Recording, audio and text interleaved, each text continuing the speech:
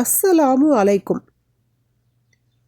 ஜாபிர் பின் அப்துல்லாஹ் ரலியல்லாஹு அன்ஹு அவர்கள் கூறியதாவது,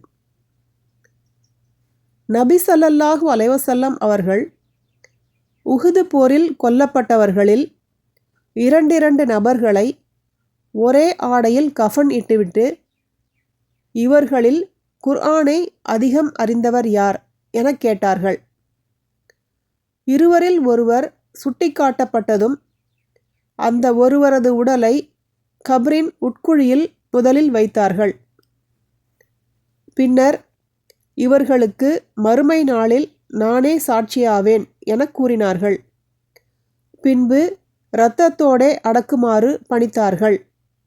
இவர்கள் நீராட்டப்படவோ இவர்களுக்கு இறுதித் தொழுகை தொழுவிக்கப்படவோ இல்லை. சஹீஹ் புகாரி 1343, அத்தியாயம் 23, ஜனாசாவின் சட்டங்கள்.